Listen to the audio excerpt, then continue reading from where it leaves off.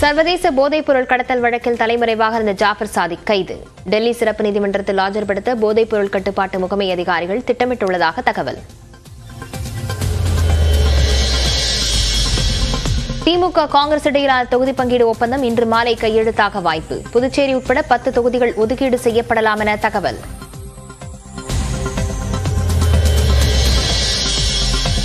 திமுக கூட்டணி பேச்சுவார்த்தை குழுவுடன் முதலமைச்சர் ஸ்டாலின் அறிவாலயத்தில் ஆலோசனை. காங்கிரசுக்கான தொகுதி பங்கீட்டை இறுதி செய்வது தொடர்பாக விவாதித்ததாக தகவல்.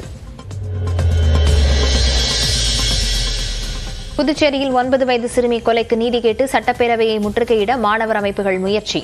தடுப்புகளை மீறி செல்ல முயன்றவர்களை காவல்துறையினர் தடுத்ததால் தள்ளுமுள்ளு.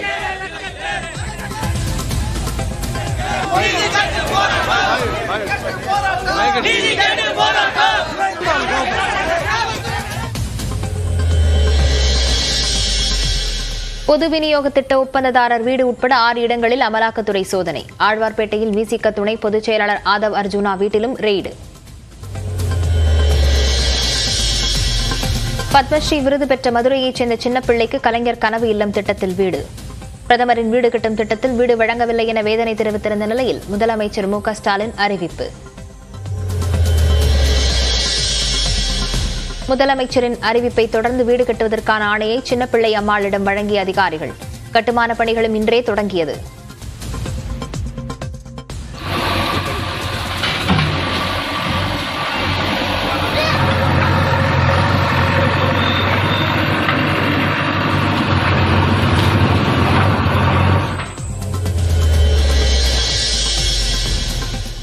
ராகுல் காந்தியின் 5 முக்கிய தேர்தல் வாக்குறுதிகளை வெளியிட்ட தமிழ்நாடு காங்கிரஸ் கமிட்டி. பிரதமர் மோடியின் வருகையால் தமிழ்நாட்டிற்கு எந்த பலனும் கிடைக்காது என ப. சிதம்பரம் விமர்சனம். ஏன் எய்ம்ஸ் மதுரை எய்ம்ஸ் பத்தி பேச மாட்டேங்கிறாரு? ஏன் வேலை இல்லாமை பத்தி பேச மாட்டேங்கிறாரு? ஏன் விலைவாசி உயர்வை பத்தி பேச மாட்டேங்கிறாருன்னு. அசாமின் கவுஹாத்தி நகரை அருணாச்சல் பிரதேசத்தின் தவாங்குடன் இணைக்கும் புதிய சுரங்கப்பாதையை நாட்டிற்கு அர்ப்பணித்தார் பிரதமர் மோடி. सेला टनल से गुजरता हुआ पहला काफिला देखने से जुलूं, जैसा कि आप सभी देख पा रहे हैं. राज्यों के मंत्रीगण. வடகிழக்கு மாநிலங்களின் எல்லை கிராமங்கள் காங்கிரஸ் ஆட்சியில் புறக்கணிக்கப்பட்டதாகவும் விமர்சனம். தமிழ்நாட்டில் அரசு பள்ளிகளில் சேர மாணவ மாணவியர் அதிக அளவில் ஆர்வம். சேர்க்கை தொடங்கிய 6 நாட்களில் 80,000 பேர் சேர்ந்ததாக பள்ளிக்கல்வித்துறை தகவல்.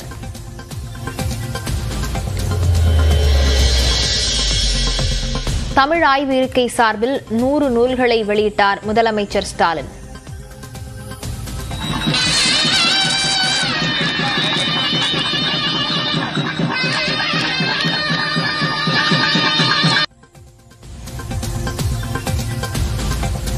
நூல் எழுத்தாளர்களுக்கு சால்வை அணிவித்து சான்றிதழ்களை வழங்கினார்.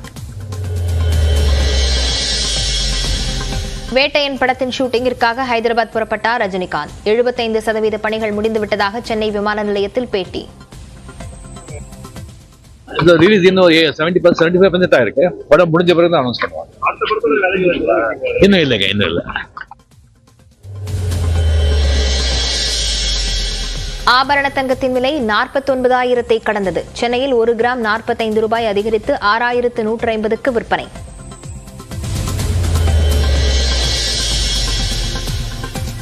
சென்னை ஓடிஏவில் பயிற்சி முடித்த ராணுவ வீரர்களின் மிடுக்கான அணிவகுப்பு.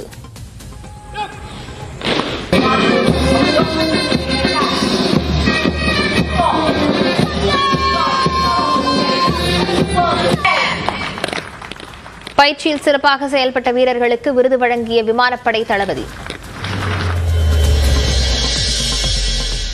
அப்பல்லோ மருத்துவமனையிலிருந்து நடிகர் அஜித் டிஸ்சார்ஜ்.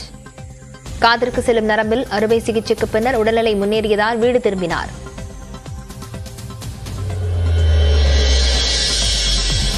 மத்திய பிரதேச தலைநகரில் உள்ள தலைமைச் செயலக கட்டடத்தில் தீ விபத்து. கொழுந்து விட்டு எரிந்த தீயில் பல ஆவணங்கள் சாம்பலானதாக தகவல்.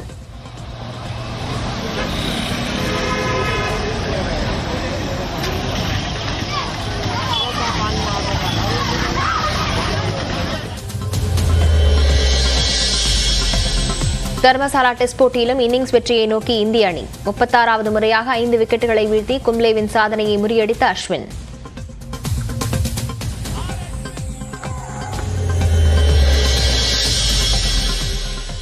ஜப்பானில் உற்சாகமாக நடனமாடிய நடிகை சாய் பல்லவி.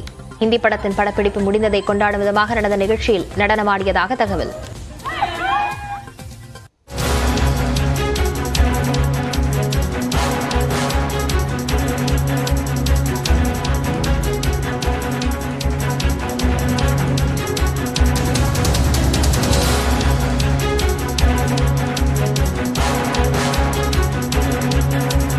அண்மை செய்தியை பார்த்து வருகிறோம். கூட்டணி தொடர்பாக முதலமைச்சர் மு க ஸ்டாலினுடன் மக்கள் நீதி மய்யம் தலைவர் கமல்ஹாசன் சந்தித்து பேச்சுவார்த்தையில் ஈடுபட்டிருக்கிறார்.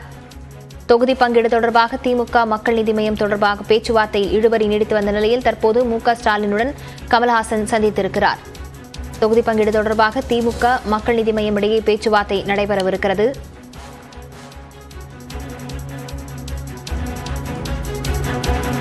சடையாண்டி, இந்த பேச்சுவார்த்தையின் பிறகு ஏதாவது முடிவு அறிவிக்கப்படுமா? நிச்சயமா லாவண்யா, திமுக மக்கள் நீதி மய்ய கூட்டணி பேச்சுவார்த்தை தற்பொழுது தொடங்கி இருக்கிறது. இவ்வளவு நாட்களாக மறைமுகமாக பேச்சுவார்த்தையானது நடத்தப்பட்டு வந்தது. இரண்டு கட்சிகளுக்கும் இடையே உடன்பாடு எட்டப்படாத நிலையில் இன்னும் சற்று நேரத்தில் அந்த உடன்படிக்கையில் கையெழுத்திடுவதற்கு வாய்ப்பு இருக்கிறது. அதற்காகத்தான் அண்ணா அறிவாலயத்திற்கு மக்கள் நீதி மய்ய தலைவர் கமலஹாசன் அவர்கள் வருகை தந்திருக்கிறார். திமுக கூட்டணி தொடர்பான பேச்சுவார்த்தை குழுவோடு சேர்ந்து முதலமைச்சர் மு க ஸ்டாலின் அவர்களையும் சந்தித்து கையெழுத்திட தற்பொழுது வாய்ப்பு இருக்கிறது. இன்னும் சில நேரத்தில் மக்கள் நீதி மய்ய தலைவர் கமலஹாசன் அவர்கள் கையெழுத்திட்ட அந்த பிரதியோடு வெளியே வந்து செய்தியாளர்களை சந்திப்பதற்கும் வாய்ப்பு இருக்கிறது. அதற்காகத்தான் செய்தியாளர்கள் அனைவருமே வந்து அண்ணா அறிவாலயத்தில் தயாராக இருக்கிறோம்.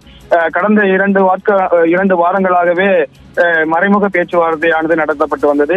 மக்கள் நீதி மய்யம் தரப்பிலிருந்து 2 தொகுதி எங்களுக்கு வேண்டும், டார்ச் லைட் சின்னத்தில் போட்டியிடுவோம் என்ற ஒரு கோரிக்கையை அவர்கள் முன்வைத்திருந்தார்கள். ஆனால் திமுக தரப்பிலிருந்து 1 தொகுதி மட்டுமே வழங்கப்படும், உதயநிதி சூரியன் சின்னத்தில் தான் நீங்கள் போட்டியிட வேண்டும் என்ற ஒரு முடிவையும் அவர்கள் தரப்பிலிருந்து தெரிவித்திருந்தனர். இதன் காரணமாகத்தான் 2 கட்சிகளுக்கும் இடையே கூட்டணி பேச்சுவார்த்தையில் இழுபறியானது நீடித்தது. தற்பொழுது அண்ணா அறிவாலயம் தற்பொழுது வந்திருக்கிறார்கள். இன்னும் சிறிது நேரத்தில் 1 தொகுதி உடன்படிக்கை எட்டப்படுவதற்கு வாய்ப்பு இருப்பதாக தெரிவிக்கப்பட்டிருக்கிறது. அந்த 1 தொகுதி எந்த தொகுதி என்பது மற்ற கட்சிகளோடு கலந்து ஆலோசித்ததற்கு பிறகு அறிவிக்கப்படும் என்ற ஒரு தகவலும் வெளியாகி இருக்கிறது. லாவண்யா, சடையாண்டி, முன்னர் எத்தனை தொகுதிகளை மக்கள் நீதி மய்யம் கேட்டு வந்தது? எந்தெந்த தொகுதிகளை கேட்டு வந்தார்கள்? அது தொடர்பாக முதலமைச்சரிடம் என்ன விஷயங்கள் குறித்து பேசவிருக்கிறார்கள்? மேலும் திமுக தரப்பிலிருந்து எந்த தொகுதிகளை தர முன்வந்திருப்பதாக சொல்லப்படுகிறது? நிச்சயமா மக்கள் நீதி மய்யம் தரப்பிலிருந்து எங்களுக்கு மக்களவை தேர்தலில் 2 தொகுதியில் போட்டியிட வாய்ப்பு வழங்கப்பட வேண்டும் என்று தொடர்ந்து கோரிக்கை வைக்கப்பட்டிருந்தது. கோவை தொகுதியும் தென்சென்னை தொகுதியும் என 2 தொகுதி எங்களுக்கு வழங்கப்பட வேண்டும். கட்சி ஆரம்பித்து 6 வருடங்களை கடந்து 7வது ஆண்டில் அடியெடுத்து வைத்திருக்கிறோம். எனவே எங்களுடைய கட்சியை வளர்ப்பதற்காக ஒரு முக்கியமான ஒரு தேர்தலாக இதை நாங்கள் பார்க்கிறோம். கடந்த நாடாளுமன்ற தேர்தல், சட்டமன்ற தேர்தல், உள்ளாட்சி தேர்தல் என 3 வகையான தேர்தல்களை நாங்கள் சந்தித்திருக்கிறோம். எனவே நிச்சயமாக எங்களுக்கு 2 தொகுதிகள் வேண்டும் என மக்கள் நீதி மய்யம் தரப்பிலிருந்து கோரிக்கையானது வைக்கப்பட இருந்தது. ஆனால் அவர்கள் தரப்பிலிருந்து ஒரு தொகுதி மட்டுமே வழங்கப்படும் என தெரிவிக்கப்பட்ட நிலையில் ஒரு மக்களவை தொகுதியோடு சேர்த்து ஒரு மாநிலங்களவை சீட்டு எங்களுக்கு வழங்கப்பட வேண்டும் என்ற ஒரு கோரிக்கையும் இவர்கள் தரப்பிலிருந்து வைக்கப்பட்டுள்ளது. ஆனால் தொடர்ந்து திமுக தரப்பிலிருந்து 1 தொகுதி மட்டுமே வழங்க முடியும் என்ற ஒரு கராரான ஒரு பதிலை வந்து அவர்கள் தொடர்ந்து தெரிவித்திருந்தார்கள். அதனால்தான் இழுபறியானது நீடித்தது. இது மட்டுமல்லாமல் கோவை தொகுதி மார்க்சிஸ்ட் கம்யூனிஸ்ட் கட்சியின் வெற்றி தொகுதியாகவும் இருக்கிறது. எனவே அவர்களும் அந்த தொகுதியை கேட்டுக்கொண்டிருக்கிறார்கள். அதன் காரணமாக அவர்களுக்கு வழங்குவதா இல்ல மக்கள் நீதி மையத்திற்கு வழங்குவதா என தொடர்ந்து இழுபறியானது நீடித்துக் கொண்டிருந்தது. அந்த சூழ்நிலையில் தற்பொழுது மக்கள் நீதி மைய தலைவர் கமலஹாசன் அவர்கள் உடன்படிக்கையாக வந்திருக்கிறார். என்ன தொகுதி என்பது பிறகுதான் முடிவெடுக்கப்படும். 1 தொகுதி நிச்சயம் வழங்கப்படும் என்ற ஒரு பதிலை வந்து திமுக தரப்பிலிருந்து மக்கள் நீதி மையத்திற்கு தெரிவித்திருக்கிறார்கள்.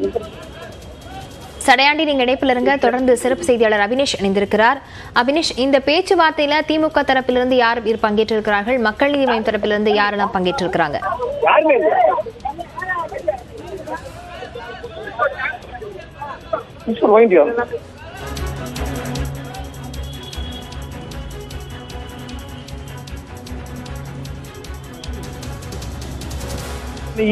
மக்கள் நீதி மையம் இணைந்திருக்கிறது.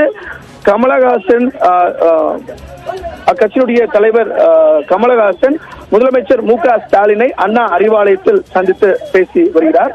வரக்கூடிய மக்களவை தேர்தலில் திமுக தலைமையிலான கூட்டணியில் முதல் முறையாக மக்கள் நீதி மையம் இணைந்திருக்கிறது. அவருக்கு ஒரு தொகுதி ஒதுக்கீடு செய்யப்படும் அப்படிங்கிற தகவல் தான் வெளியாகி இருக்கிறது. ஏற்கனவே ஊகங்களாக காங்கிரசுக்கு ஒதுக்கக்கூடிய இடத்திலிருந்து அந்த உள் ஒதுக்கீடாக வழங்கப்படும் அப்படியெல்லாம் தகவல் இருந்த நிலையில நேரடியாகவே திமுக மக்கள் நீதி மையத்திற்கு ஒரு தொகுதி ஒதுக்கீடு செய்ய இருக்கிறது. அதற்கான ஒப்பந்தமும் இன்றைக்கு கையெழுத்தாக இருப்பதாக தெரிகிறது. இதற்காக முதலமைச்சர் மு.க.ஸ்டாலின் முன்னதாகவே இன்றைக்கு அண்ணா அறிவாலயம் வந்திருந்த நிலையில மக்கள் நீதி மைய தலைவர் கமலஹாசன் அண்ணா அறிவாலயத்திற்கு வந்த அவரை இளைஞர் நலன் மற்றும் விளையாட்டு மேம்பாட்டுத்துறை அமைச்சர் உதயநிதி ஸ்டாலின் வாயிலில் வந்து வரவேற்று அவரை உள்ளே அழைத்து சென்றார். முதல் முறையாக திமுகவுடன் மக்கள் நீதி மையம் கூட்டணியில் இணைகிறது. இது ஒரு முக்கியமான நிகழ்வாக அவர் இணைந்திருக்கக்கூடிய நிலையில கமலஹாசன் செய்தியாளர்களை சந்திக்கக்கூடிய அந்த காட்சிகளை பார்க்கலாம். கமலஹாசன் செய்தியாளர்களை சந்திக்கிறார். அந்த நேரடி காட்சிகளை இப்போது பார்க்கலாம். கனெக்ட் பண்ணிடா.